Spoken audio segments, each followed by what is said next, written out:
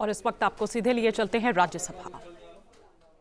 हमारे देश के बच्चे, किशोर, युवा, आने वाली पीढ़ियों तक वंदे मातरम का आजादी के लिए योगदान,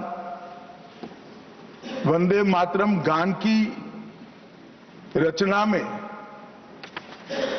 राष्ट्रभक्ति और राष्ट्र की संस्कृति के प्रति समर्पण का जो भाव है, उसका आने वाले महान भारत की रचना में योगदान, इसके संकल्प के साथ जुड़ाव, ये सभी चीजों से हमारी आने वाली पीढ़ियां भी युक्त हो। इसलिए मैं आपका और सदन के सभी सदस्यों का हृदयपूर्वक बहुत बहुत अभिनंदन करना चाहता हूं कि आज ये चर्चा यहां पर आकार ले रही है। महोदय, हम सब सौभाग्यशाली हैं कि हम एक ऐतिहासिक पल के साक्षी भी बन रहे हैं और इसमें हिस्सा भी ले रहे हैं। ये महान सदन में जब वंदे मातरम की चर्चा हो रही है, तब कल कुछ सदन सदस्यों ने लोकसभा में प्रश्न उठाया था कि आज वंदे मातरम पर चर्चा की जरूरत क्या है। महोदय, वंदे मातरम पर चर्चा की जरूरत, वंदे मातरम के प्रति समर्पण की जरूरत वंदे मातरम बना तब भी थी, आजादी के आंदोलन के वक्त भी थी, आज भी है, और जब 2047 में महान भारत की रचना होगी तब भी रहे। क्योंकि अमर कृति मां भारती के प्रति, भारत माता के प्रति समर्पण, भक्ति और कर्तव्य के भाव जागृत करने वाली कृति है। इसलिए जिनको आज वंदे मातरम की चर्चा क्यों हो रही है वो समझ में नहीं आ रहा है।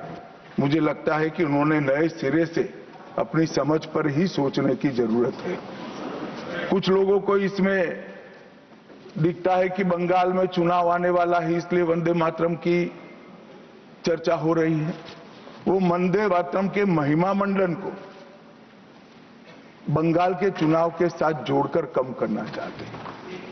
ये सही है कि वंदे मातरम की रचनाकार बंकिम बाबू बंगाल में पैदा हुए, बंगाल में गीत की रचना हुई, और आनंद मठ जिसमें बाद में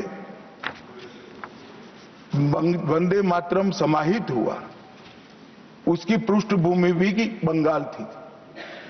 मगर जब वंदे मातरम का प्रकटीकरण हुआ, वंदे मातरम बंगाल तक सीमित नहीं रहा था, देश तक भी सीमित नहीं रहा था। दुनिया भर में जहां पर आजादी के दीवाने थे वो गुप्त बैठक भी करते थे, तो पहले वंदे मातरम का गान कर बैठक की शुरुआत। और आज भी सरहद पर हमारा जवान जब अपना सर्वोच्च बलिदान देता है, ये आंतरिक सुरक्षा के लिए देश के पुलिस का जवान सर्वोच्च बलिदान देता है, तो जब वो अपने प्राण त्यागता है, इसके मुंह पर एक ही मंत्र होता है, वो वंदे मातरम। मान्यवर, ये वंदे मातरम का गान, वंदे मातरम का गीत, ये भारत माता को गुलामी की जंजीरों से मुक्त करने का नारा बना था, आजादी के उद्घोष का नारा बन चुका था, आजादी के संग्राम का एक बहुत बड़ा प्रेरणा स्रोत बना था, और शहीदों को अंतिम बलिदान, सर्वोच्च बलिदान देते वक्त अगले जन्म में भी भारत में ही जन्म लेकर फिर से मां भारती के लिए बलिदान करने की प्रेरणा वंदे मातरम से मिली। और ये चिर पुरातन राष्ट्र को अनेक सदियों तक अपनी संस्कृति के रास्ते पर आगे बढ़ाने की प्रेरणा भी कई सारे मनुष्यों को इस वंदे मातरम से ही मिली। वंदे मातरम की दोनों सदनों में इस चर्चा से, वंदे मातरम के महिमा मंडन से, वंदे मातरम के गौरव गान से हमारे बच्चे, किशोर, युवा और आने वाली कई पीढ़ियां वंदे मातरम के महत्व को भी समझेगी और उसको राष्ट्र के पुनर्निर्माण का एक प्रकार से आधार भी बनाएगी। मान्यवर बंकिम चंद्र चट्टोपाध्याय जी ने 7 नवंबर 1875 को वंदे मातरम की रचना उनकी सार्वजनिक हुई। यह दिन कार्तिक शुक्ल नवमी का था। अक्षय नवमी या जगद्धात्री पूजा के रूप में यह दिन मनाया जाता है। और जब रचना की तब शुरू में कुछ लोगों को लगा कि एक उत्कृष्ट साहित्यिक कृति है, परंतु देखते देखते देखते वंदे मातरम का एक गीत देशभक्ति, त्याग और राष्ट्रीय चेतना का प्रतीक बन गया, जिसने हमारे आजादी के आंदोलन का रास्ता प्रशस्त किया। और कब वंदे मातरम की रचना हुई? वंदे मातरम की रचना की पृष्ठभूमि हम सब ने जरूर याद करनी चाहिए। उसकी पृष्ठभूमि में सदियों तक इस्लामिक आक्रमण को झेल कर इस देश की संस्कृति और इस देश का इतिहास झंझोड़ने का काम, शीर्ण वीर्ण करने का काम हुआ था। उसके बाद अंग्रेजों ने अपने शासन के काल में, भारत के गुलामी के काल में एक नई सभ्यता, एक नई संस्कृति हमें थोपने का प्रयास किया था। और उस वक्त ये वंदे मातरम का रचना बंकिम बाबू ने की और वो रचना के अंदर बहुत बारीकी से जो हमारी मूल सभ्यता थी, हमारा सांस्कृतिक राष्ट्रवाद था, देश को माता के रूप में कल्पना कर कर देश की माता के रूप में जो कल्पना की, इसकी आराधना करने की हमारी परंपरा थी, उसको उन्होंने पुनः प्रस्तापित किया था। और इसीलिए ये गीत देखते देखते कोई प्रचार के बगैर, उस वक्त ना सोशल मीडिया था, ना प्रचार के कोई साधन थे, उल्टा जो सरकार थी वो तो उसको रोकना चाहती थी, प्रतिबंध लगाती थी। वंदे मातरम बोलने वालों पर कोड़े बरसाए जाते थे, जेल में डाल दिए जाते थे। फिर भी वो सारे प्रतिबंधों को पार कर हर एक व्यक्ति के मन को भी छुआ, आत्मा को भी छुआ और अनेक प्रताड़नाएं झेलते हुए भी वंदे मातरम कश्मीर से कन्याकुमारी तक फैल गया। मान्यवर, ये एक प्रकार से भारत के संस्कृति के प्रति श्रद्धा रखने वाले सभी लोगों का पुनः जागरण का मंत्र बन गया। गुलामी के कालखंड में कई मंदिर, विश्वविद्यालय, कला केंद्र, हमारी कृषि व्यवस्था, हमारी शिक्षा व्यवस्था, कई सारी लाइब्रेरी अस्त व्यस्त हो गई, तोड़ दी गई, शीर्ण वीर्ण कर दी गई, मगर हमारी संस्कृति, उसके भाव को हमारे जनमानस से कोई नहीं मिला। मगर एक जरूरत थी वो भाव को जागरूक करने की और वो भाव को पुनः संगठित करने की। उसी वक्त बंकिम बाबू ने वंदे मातरम की रचना की और देखते देखते वंदे मातरम का नारा अक्रॉस द कंट्री, पूरे देश में ट्रैवल कर गया मान्यवर, और अंडमान निकोबार की जेलों तक पहुंच गया। उसको ना अंग्रेज रोक सके, ना अंग्रेजों की सभ्यता को स्वीकारने वाले लोग रोक सके। मान्यवर, वंदे मातरम ने एक ऐसे राष्ट्र को जागरूक किया जो अपनी दिव्य शक्ति को भुला चुका था। राष्ट्र की आत्मा को जागरूक करने का काम वंदे मातरम ने किया। यह इसीलिए महर्षि अरविंद ने कहा, वंदे मातरम भारत के पुनर्जन्म का मंत्र है। श्री अरविंद का ये वाक्य, इसका गर्भित अर्थ वो वंदे मातरम की महत्ता को बताता है। मान्यवर, अरविंद घोष ने यह भी कहा कि देश को एक ऐसे मंत्र की आवश्यकता थी और ईश्वर ने उसे साकार करने के लिए ही बंकिम बाबू को इस भूमि पर भेजा। श्री अरविंद का वंदे मातरम के लिए भाव बच्चे बच्चे के लिए एक प्रेरणा स्रोत बन गया और हमारे आजादी का नारा बन गया। मान्यवर, हमारे देश को जो लोग समझते हैं, लोग जो जानते हैं, वो सभी लोगों को मालूम है कि हमारा देश पूरी दुनिया में एक प्रकार से अनूठा देश है। दुनिया के कई देशों की रचना अधिनियमों से हुई, कहीं युद्धों के कारण हुई, कहीं युद्ध के बाद संधि के कारण हुई। भारत एकमात्र ऐसा देश है जिसकी सीमाएं कोई अधिनियम से तय नहीं की है। हमारे देश की सीमाएं हमारी संस्कृति ने तय की है और संस्कृति ने इस भारत को जोड़ कर रखा। और इसीलिए सांस्कृतिक राष्ट्रवाद का जो कंसेप्ट था, उस सांस्कृतिक राष्ट्रवाद के कंसेप्ट को, सांस्कृतिक राष्ट्रवाद के विचार को सबसे पहले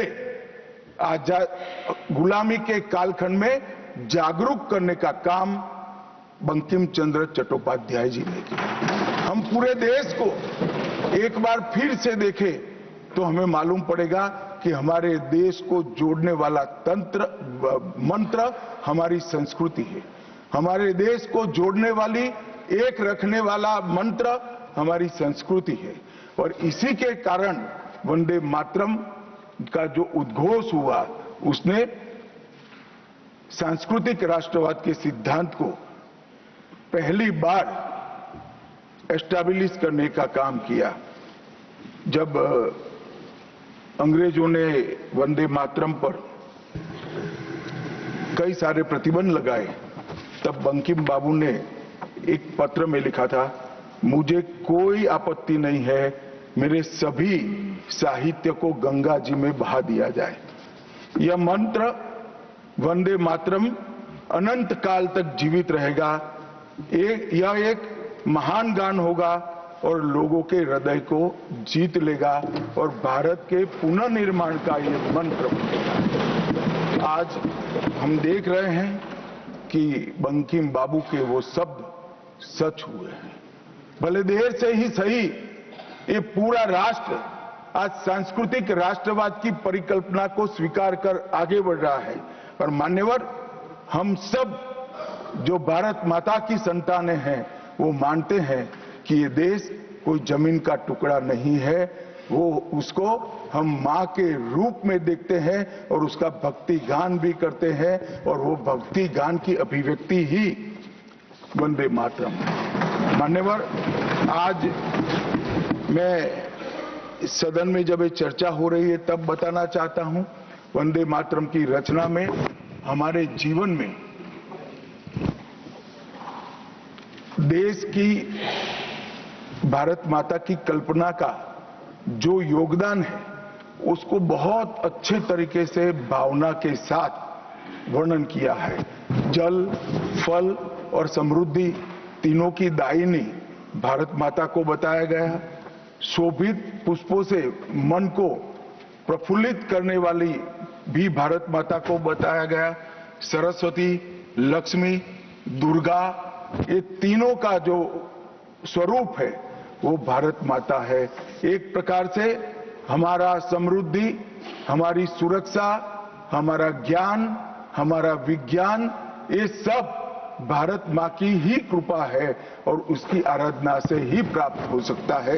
इतना बड़ा एक संकल्प बंकिम बाबू ने रखा। दुर्गा की वीरता, लक्ष्मी की संपन्नता और सरस्वती की मेघा, ये तीनों हमें भारत मां की कृपा ही दे सकती है, या मिट्टी ही दे सकती है। इसीलिए इसको बार बार प्रणाम करना चाहिए, मां को प्रणाम करना चाहिए। मान्यवर, एक प्रकार से जिसकी उद्घोषणा 150 साल पहले बंकिम बाबू ने की, ये विचार तो बहुत चिर पुरातन है। रामायण के अंदर प्रभु श्री राम ने भी, जब उनको सलाह दी गई कि इतनी वैभवशाली लंका है, आप लंका जीत ही लिए हो, तब अयोध्या जाकर क्या करना है, यहीं रह जाते हैं। तब उन्होंने कहा कि माता और मातृभूमि ईश्वर से भी बड़ी होती है, मैं माता और मातृभूमि का त्याग करूं। मातृभूमि के महिमा मंडन प्रभु श्री राम ने भी किया, मातृभूमि का महिमा मंडन आचार्य शंकर ने भी किया और मातृभूमि का महिमा मंडन आचार्य चाणक्य ने भी किया। ये सभी ने समय समय पर हमारे अस्तित्व को मातृभूमि के साथ जोड़ने का काम किया। मातृभूमि ही हमें पहचान देती है, वो ही हमें भाषा देती है, वो ही सभ्य जीवन जीने की संस्कृति का आधार बनाती है और वो ही हमारे जीवन को ऊपर उठाने का अवसर देती है। इसलिए मातृभूमि से ज्यादा कुछ हो नहीं सकता। ये भाव जो चिर पुरातन भाव था, उसको बंकिम बाबू ने पुनर्जीवित किया और वो घनघोर रात्रि जैसे गुलामी के कालखंड के अंदर जैसे एक बिजली प्रकाश फैला देती है, उसी प्रकार से वंदे मातरम के गान ने घनघोर अंधेरे के अंदर जन जन के अंदर गुलामी की मानसिकता छोड़कर आजादी की प्राप्ति, स्वराज की प्राप्ति का एक जोश जगाने का काम किया। मान्यवर महर्षि अरविंद ने वंदे मातरम को गीत नहीं, हमारी आध्यात्मिक शक्ति का प्रतीक माना। उन्होंने बहुत सुंदर तरीके से वर्णन किया है कि स्थूल, सूक्ष्म और कारण तीनों प्रकार से वंदे मातरम भारत की शक्ति को जगाता है। स्थूल शरीर वंदे मातरम का उच्चारण हमारी शरीर में शक्ति और उत्साह भरता है। राष्ट्रभक्ति की क्रिया प्रक्रिया शक्ति को जगाती है। सूक्ष्म शरीर हमारे भावनाएं, हमारे विचारों को वो शुद्ध करता है और हमारी चेतना को वो जागरूक करता है। और कारण आध्यात्मिक शरीर में भी उन्होंने कहा कि बंकिम बाबू एक ऋषि चेतना से प्राप्त मेघा से ही वंदे मातरम की रचना किए हैं। और बहुत अच्छे तरीके से उन्होंने कहा यह गीत केवल देशभक्ति की, देश प्रेम की अभिव्यक्ति नहीं है, बल्कि भारत माता की दिव्य शक्ति का आह्वान है। भारत की मूल चेतना, सनातन शक्ति, उसको पुनर्जीवित करने का ये वंदे मातरम मंत्र है। और इसीलिए आजादी के वक्त सभी हमारे नेताओं ने वंदे मातरम को आजादी के आंदोलन का आधार बनाने का काम किया। कई सारे हमारे आजादी के संग्राम के सेनानी जिनको अंग्रेजों ने फांसी पर चढ़ाया, इस सब में एक चीज सामान्य निकल कर आती है, तो फांसी के तख्ते पर चढ़ते चढ़ते जो शहीद अंतिम शब्द बोले वो सभी के मुंह से वंदे मातरम ही निकला। स्वदेशी का आह्वान करना हो, विदेशी माल का बहिष्कार करना हो, राष्ट्रीय शिक्षा का आह्वान जगाना हो, हर वक्त राष्ट्रभक्ति जगाते वक्त वंदे मातरम का उद्घोष इस देश ने सुना भी, इस देश ने महसूस भी किया। पंजाब के गदर आंदोलन में वंदे मातरम के शीर्षक से कई पर्चे बांटे गए। महाराष्ट्र में वंदे मातरम के विशेष अंक गणपति और शिवाजी के उत्सव में बांटे जाते थे। तमिलनाडु में सुब्रह्मण्यम भारती जी ने तमिल अनुवाद कर हिंद महासागर को भी क्रांति की चेतना से आंदोलित कर दिया था। मान्यवर 1907 में कलकत्ता में वंदे मातरम नाम का एक अंग्रेजी अखबार शुरू हुआ, जिसके संपादक महर्षि अरविंद थे। ब्रिटिश सरकार ने उसको सबसे खतरनाक राष्ट्रवादी पत्र माना। वो राष्ट्रवादी भी कहते थे और खतरनाक भी कहते थे। और श्री अरविंद पर राजद्रोह का मुकदमा भी चला और उनको सजा भी गई। अंततोगत्वा उसको प्रतिबंधित कर दिया। मान्यवर कांग्रेस के अधिवेशनों ने भी वंदे मातरम के महिमा मंडन को, वंदे मातरम के गान को गाया। 1896 में गुरुवर टैगोर ने कांग्रेस अधिवेशन में इसको पहली बार सार्वजनिक रूप से गाया। 1905 में कांग्रेस के वाराणसी अधिवेशन में महान कवियत्री गायिका सरला देवी चौधरानी ने पूर्ण वंदे मातरम का गायन किया और 15 अगस्त 1947 को जब देश आजाद हुआ, सुबह 6:30 बजे सरदार पटेल के आग्रह पर पंडित ओमकारनाथ ठाकुर जी ने आकाशवाणी से अपने मधुर स्वर में वंदे मातरम का गान कर देश को भावुक कर दिया। और ये सभी भावना को देखते हुए संविधान सभा की अंतिम बैठक 24 जनवरी 1950 को संविधान सभा के अध्यक्ष राजेंद्र प्रसाद जी की अध्यक्षता में जो हुई, उसमें राष्ट्रगान के बराबर सम्मान देते हुए वंदे मातरम को राष्ट्रगीत घोषित करने का काम किया। मान्यवर, मैं कल देख रहा था कांग्रेस के कई सदस्य आज वंदे मातरम की चर्चा क्यों जरूरी है और इसको एक राजनीतिक हथकंडा या तो मुद्दों पर से ध्यान भटकाने का एक हथियार मानते थे। मान्यवर, मुद्दों पर चर्चा करने से कोई नहीं डरता है। संसद का बहिष्कार हम नहीं करते हैं। संसद का बहिष्कार अगर करना है, संसद का बहिष्कार न करे, संसद चलने दे, तो सब मुद्दों पर चर्चा होगी। हमें कुछ डरने जैसा नहीं है, छिपाने जैसा नहीं है।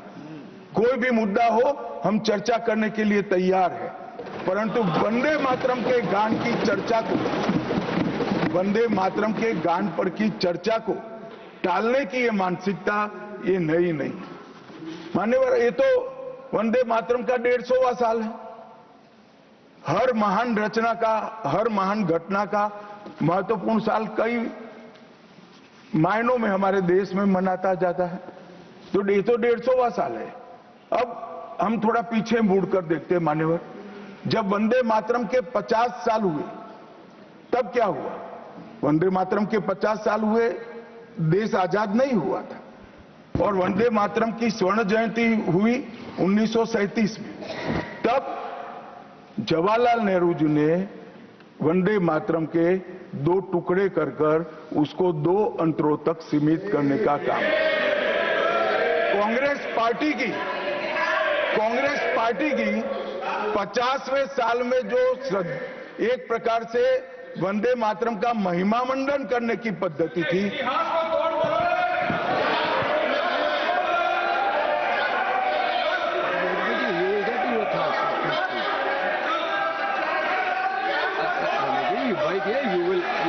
you will get your chance to speak now. Unless he yields, unless he yields, how I can? Unless he yields, how I can? मान्यवर, 1 मिनट में उनको बहुत समय दिया गया, अपने समय पर बोले ना, मुझे कोई आपत्ति नहीं। आपका समय, खड़गे साहब आपका समय आएगा। Garge ji, सभापति you are going to get your time. Please wait. Garge ji, you are going to get your time. Please wait. Let him speak.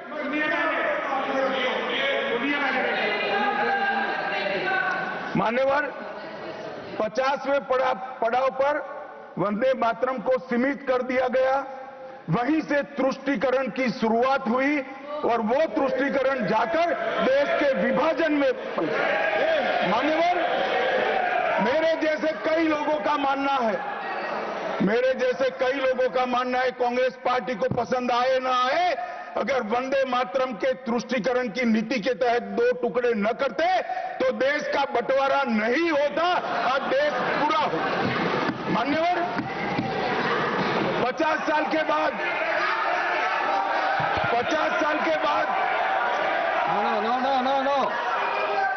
No, nothing will go on record except Honorable Minister's speech. Please. मान्यवर, 50 साल के बाद वंदे मातरम 100 साल का हुआ।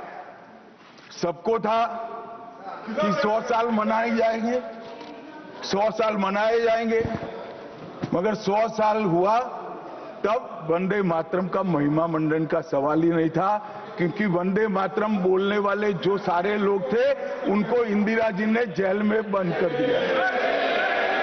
इस देश में आपातकाल लगाया गया, आपातकाल लगाया गया। विपक्ष के लाखों लोगों को, लाखों समाज सेवियों को, स्वयंसेवी संगठन के लोगों को जेल में भर दिया गया। कोई कारण के बगैर अखबारों पर ताले लगा दिए गए। यहां तक कि आकाशवाणी उस वक्त एक ही माध्यम था, आकाशवाणी में किशोर कुमार की आवाज ही नहीं आती थी, ड्यूएट गाने भी लता जी की आवाज में ही आते थे। मान्यवर, पूरे देश को जब वंदे मातरम 100 साल का हुआ, पूरे देश को बंदी बनाकर रख दिया।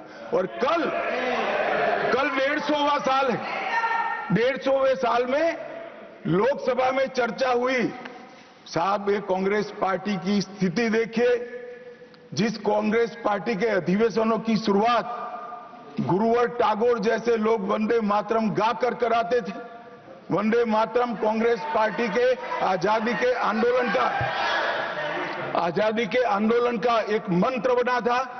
वो वंदे मातरम के महिमा मंडन करने के लिए जब लोकसभा में चर्चा हुई, गांधी परिवार के दोनों सदस्य नदारद थे, दो में से एक भी। वंदे मातरम का विरोध आज भी जवाहरलाल नेहरू से लेकर आज के कांग्रेस के नेतृत्व तक कांग्रेस के खून के अंदर बसा। मान्यवर,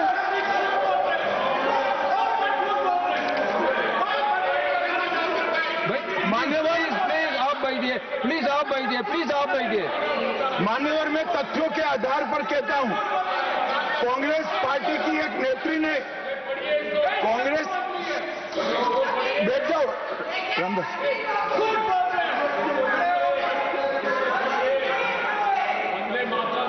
अरे दिग्विजय जी, अब नौकरी पक्की है इस आयु में, क्या कर रहे हो भैया? अब नहीं जाएगी नौकरी। मान्यवर, मैं जो कह रहा हूं वो रिकॉर्ड का हिस्सा है दूसरे सदन का। मान्यवर, दूसरे सदन की चर्चा में कांग्रेस पार्टी की एक प्रमुख नेत्री ने कहा है कि वंदे मातरम की आज चर्चा की कोई जरूरत नहीं है। मुझे मालूम नहीं पड़ता कि वंदे मातरम से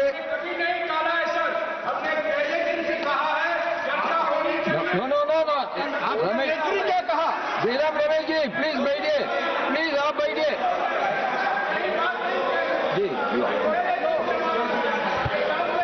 साहब, माननीय सदस्य जयराम जी का प्रॉब्लम है कि वो सिर्फ विपक्ष की ही बात सुनते हैं, अपने नेताओं की बात को सुनते नहीं है।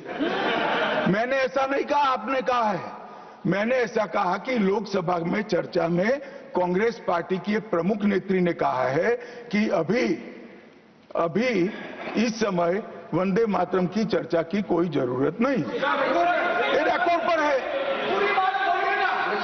रिकॉर्ड पर।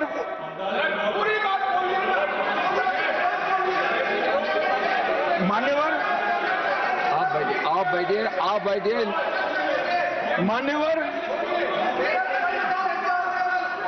मान्यवर, जिस गीत को, जिस गान को महात्मा गांधी ने राष्ट्र की शुद्धतम आत्मा से जुड़ा हुआ गीत कहा, बिपिन चंद्र पाल ने एक राष्ट्र धर्म है जिसमें राष्ट्रभक्ति और कर्तव्य दोनों समाहित है, जिसकी अभिव्यक्ति वंदे मातरम करता है, वो वंदे मातरम का टुकड़ा करने का काम भी कांग्रेस पार्टी ने किया था।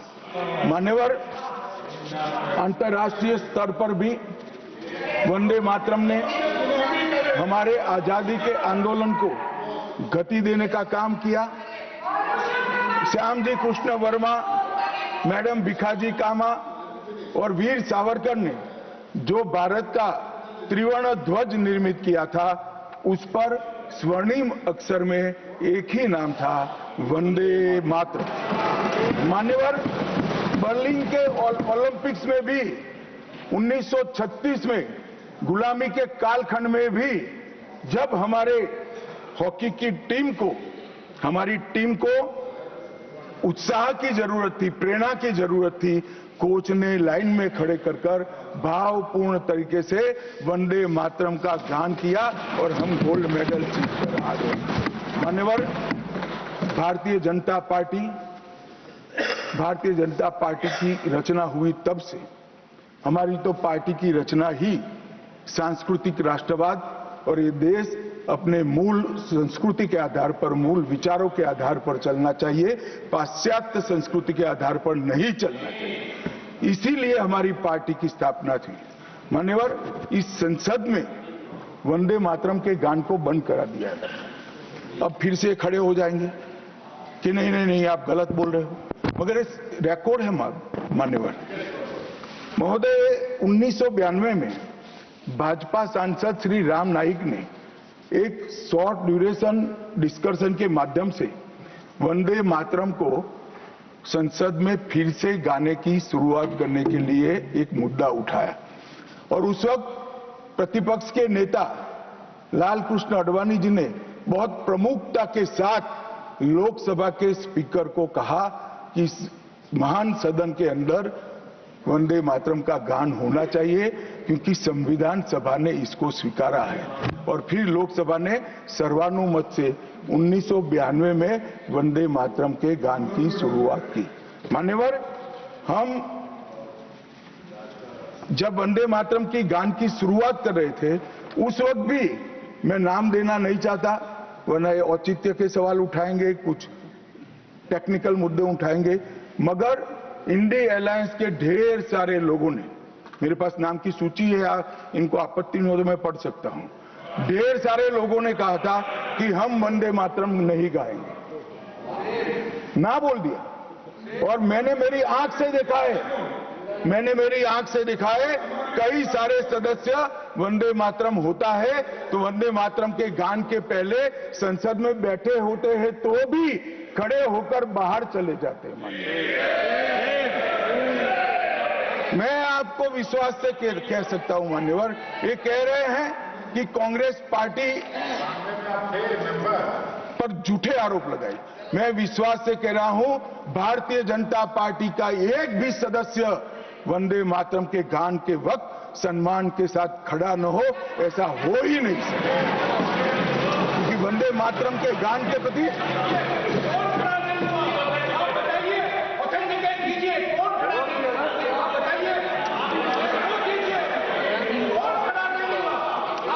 बैठिए, आप बोथ बैठिए प्लीज, आप बोथ बैठिए प्लीज, बैठिए प्लीज।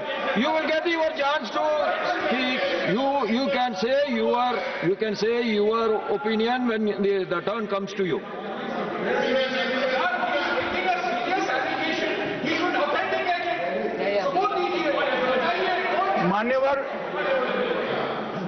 मान्यवर, अरे सुनो तो, बोल बोल क्या करते हो भैया, मुझे सुनो तो। मान्यवर, सम्मानीय सदस्य जी ने कहा है कि कौन कौन कांग्रेस पार्टी के लोगों ने वंदे मातरम नहीं गाने के लिए स्टेटमेंट दिया है और संसद के वक्त बाहर चले गए हैं। मैं इसकी सूची आज शाम होने के पहले सदन के पटल पर रख दूंगा। मेरा विनंती है कि वो कांग्रेस सदस्यों के नाम इस चर्चा का हिस्सा करने के लिए आप आदेश करिएगा। इस सदन की चर्चा के रिकॉर्ड पर रहना चाहिए कि कांग्रेस पार्टी के सदस्य वंदे मातरम का विरोध करते हैं। इस देश की जनता इनको जाननी चाहिए। मान्यवर, मैं दे देता हूं, दिग्विजय सिंह पढ़ लीजिएगा।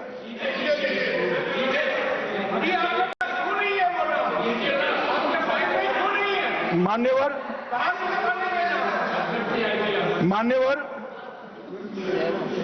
वंदे बंकिम चंद्र चटर्जी की, चट्टोपाध्याय जी की 130वीं जयंती पर हमारी सरकार ने, डाक विभाग ने एक स्टैंप जारी किया। स्वतंत्रता की 75 की वर्षगांठ के उपलक्ष्य में हर घर तिरंगा का अभियान भी हमने करा और उस वक्त हमारे प्रधानमंत्री जी ने जनता का आह्वान किया था कि तिरंगा फहराते वक्त वंदे मातरम बोलना नहीं भूलना चाहिए। और मान्यवर, ये वंदे मातरम की 150वीं वर्षगांठ, उसको भी भारत सरकार बहुत अच्छे तरीके से हमने मनाने का तय किया है। 1 अक्टूबर 2025 को केंद्रीय मंत्रिमंडल ने पूरा वर्ष वंदे मातरम के यशोगान में मनाया जाएगा, इसका प्रस्ताव पारित किया। 24 अक्टूबर 25 को राष्ट्रीय और अंतर्राष्ट्रीय स्तर पर समन्वयित कार्यक्रमों की रूपरेखा तय की गई। माननीय प्रधानमंत्री जी ने भारत माता को पुष्पांजलि देकर 7 नवंबर 25 को नई दिल्ली में ये वर्ष का शुभारंभ किया। उसका चरण 1 नवंबर में हो चुका है, चरण 2 जनवरी 26 में होगा, चरण 3 अगस्त 26 में होगा और चरण 4 नवंबर 26 में होगा। स्मारक डाक टिकट का वो भी हम जारी कर चुके हैं, सिक्का भी जारी कर चुके हैं। वंदे मातरम नाद एकम रूप अनेकम ऐसे शीर्षक से 75 वादकों द्वारा विशेष सांस्कृतिक प्रस्तुतिकरण की रचना भी हो चुकी है और सुबह 10 बजे उस दिन 7 नवंबर को देश भर में सामूहिक वंदे मातरम का गान भी भारत सरकार के आह्वान पर देश की जनता ने किया। मान्यवर, वंदे मातरम के 150 वर्ष इसकी डॉक्यूमेंट्री और प्रदर्शनी बनाई गई है हर जिला सेंटर पर, और हो सके तो तहसील सेंटर पर उसको दिखाया जाएगा। डिजिटल मोड पर करोड़ों लोगों को वो प्रदर्शनी भी भेजी जाएगी। ऑल इंडिया रेडियो, दूरदर्शन और FM चैनलों पर विशेष कार्यक्रमों को प्रसारित करने का हमने आयोजन किया है। प्रेस सूचना ब्यूरो द्वारा टायर T2 और टायर 3 शहरों में चर्चा सभाएं का आयोजन होने वाला है। सभी भारतीय दूतावासों में वंदे मातरम आधारित सांस्कृतिक संध्याएं आयोजित होने वाली है। Vande Mataram salute to mother earth के तहत वृक्षारोपण अभियान चालू है। हाईवे पर देशभक्ति आधारित वंदे मातरम के इतिहास को दर्शाते हुए भित्ति चित्र भी हम रखने वाले हैं। रेलवे स्टेशन और हवाई अड्डों पर LED डिस्प्ले के माध्यम से सार्वजनिक घोषणा भी होगी और वंदे मातरम और बंकिम चंद्र चट्टोपाध्याय जी पर 25 लघु फिल्में 1-1 मिनट की बनाने का भी हमने शुरुआत कर लिया है। मान्यवर, देश के प्रधानमंत्री जी ने लाल किले से अमृत काल के लिए पंच प्रण की घोषणा की थी। इसमें एक, जब देश आजादी की शताब्दी मनाता हो उस वक्त विकसित भारत का लक्ष्य हमने तय करना है। गुलामी की हर मानसिकता से मुक्ति प्राप्त करनी है। अपनी विरासत पर गर्व लेना है। देश की एकता और एकजुटता और अखंडितता को हमें संभाल कर रखना है और नागरिकों में कर्तव्य की भावना को हमें आगे बढ़ाना है। मान्यवर, जब देश के आजादी के 75 साल हुए, कोरोना काल होने के बावजूद 2 साल तक पूरे देश के हर गांव-गांव में आजादी के अमृत महोत्सव को मनाया गया। अमृत महोत्सव के माध्यम से इस देश की युवा पीढ़ी को हमारी 1857 से 1947 तक की पूरी आजादी के संघर्ष को हमारे युवाओं को परिचित कराया। कई नामी, कई अनामी, जिनके नाम भी इतिहास में दर्ज नहीं हुए, ऐसे स्वतंत्रता संग्राम के नायकों को ढूंढकर उनके स्मारक बनाए गए। देश भर में कई कार्यक्रम हुए और देशभक्ति का एक नया ज्वार खड़ा करने का प्रयास आजादी के बाद पहली बार 75 साल जब मनाए गए तब हुआ। और वहां से अटके नहीं, माननीय प्रधानमंत्री जी ने अमृत काल का विचार रखा। आजाद हुए तब से 75 साल जितनी भी सरकारें आई, अच्छा काम किया, सबने देश को बहुत आगे बढ़ाया है। हमने हमारे लोकतंत्र को पाताल से भी गहरा पहुंचाया है। हमारे लोकतंत्र की जड़ें आज मजबूत हो चुकी है। मान्यवर, मगर 75 से 100 साल का एक कालखंड अमृत काल के रूप में इसका नामकरण प्रधानमंत्री नरेंद्र मोदी जी ने करा और देश के युवाओं के सामने एक संकल्प रखा मान्यवर कि आजादी का अमृत महोत्सव से आजादी की शताब्दी तक ये जो पूरा कालखंड है वो देश को महान बनाने का कालखंड के रूप में हम उसको चैलेंज के रूप में लेंगे, एक चुनौती के रूप में लेंगे और जब आजादी की शताब्दी मनाई जाएगी ये देश पूरे विश्व में हर क्षेत्र में नंबर 1 पर होगा। ऐसे देश की और मान्यवर संकल्प आज प्रधानमंत्री जी का अकेले का नहीं है, कोई एक पॉलिटिकल पार्टी का नहीं है। कुछ लोग भले उसको राजनीतिक नारा समझते हो मगर ये संकल्प 140 करोड़ भारतीयों का संकल्प है और ये पूरा होकर और इसीलिए ये दैव योगी ही है कि जब अमृतकाल हम मना रहे हैं तभी वंदे मातरम के 150वां साल आज आया है और फिर से एक बार इसके माध्यम से हम राष्ट्रभक्ति को जगाने का काम करेंगे। मान्यवर, मैंने पहले भी कहा कि वंदे मातरम कालबाह्य कभी नहीं होगा।